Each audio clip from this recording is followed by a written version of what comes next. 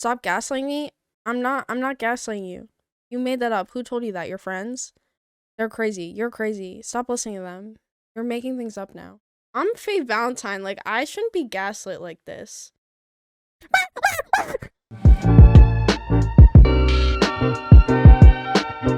Oh wait, I didn't talk about, I wrote a piece for the newspaper. Have you guys seen like the Steve Lacy videos? I've been like really emotionally invested in like Steve Lacy concert videos because they are so bad. And I don't think someone has been that upset about like gaining popularity in like a very long time. Can you be quiet? Whoa. No, he didn't do anything bad. It's that he had that song go viral on TikTok and people have been going to his concerts and they only know like the chorus of like that one song. And they don't know the words. The crowd is like dead silent during everything else. Yeah, bad habit. It's terrible. He's like actually started to like have, I think he smashed someone's camera on stage. I'm like, I don't blame him. Like people are mad at him, but one, it was thrown at him. I would have smashed that shit too. If something was thrown at me, I would have smashed that shit.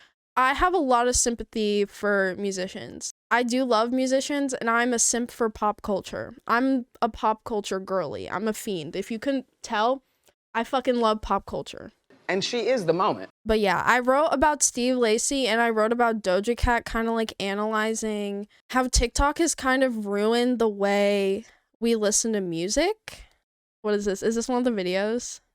So this next song is called Helmet. Hey Steve, can you say hi to my mom? She just became— Shut up!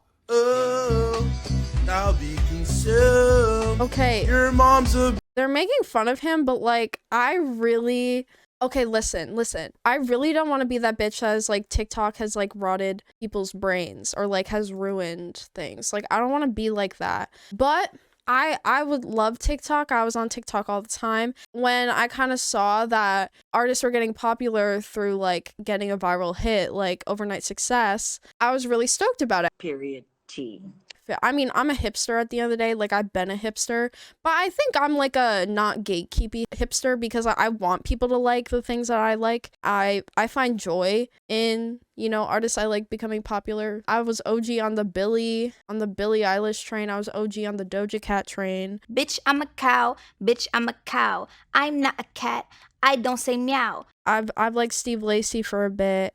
Clairo, I was a pretty OG for, and all of them have gotten pretty good success from TikTok hits, especially Doja Cat.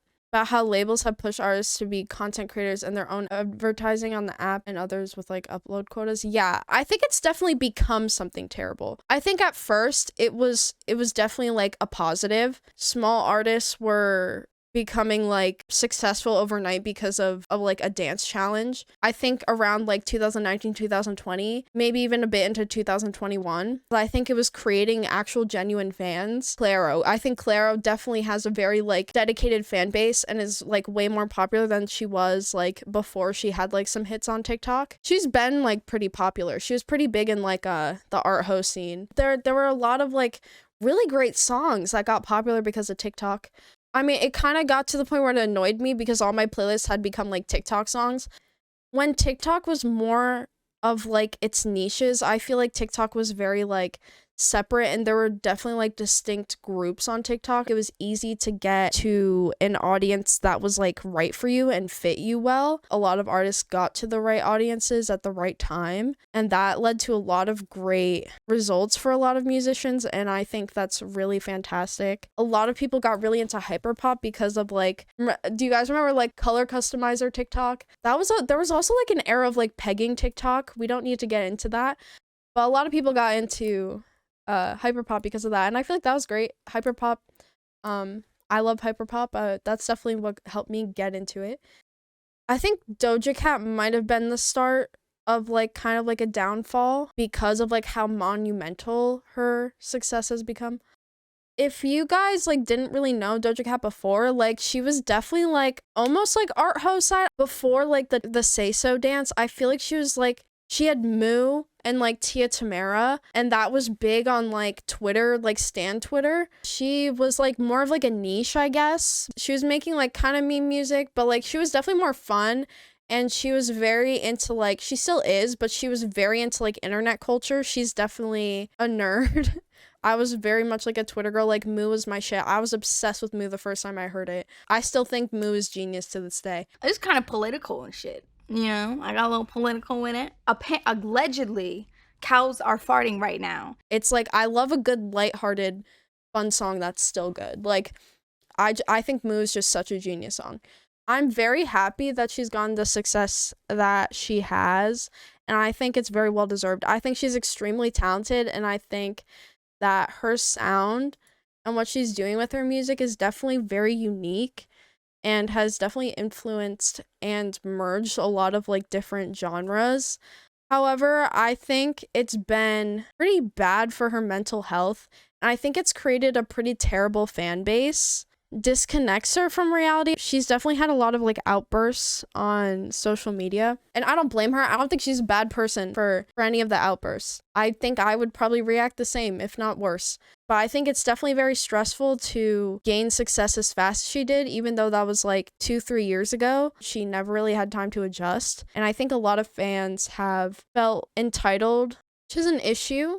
It's not a new issue. I just felt like it'd be interesting to talk about on stream, just because I do talk about music and it's also kind of intersects with politics. I think music definitely is a very exploitative industry. Musicians definitely get treated very badly. A lot of them aren't as wealthy, and a lot of them are bound by really strict contracts. I don't know if you guys have any thoughts about like TikTok and how that has affected the music industry. I think as of right now, it's been not great creating fans. I think at this point, it's just creating hits, when at first I think it was creating fans for artists. They're gonna have one song that everyone knows.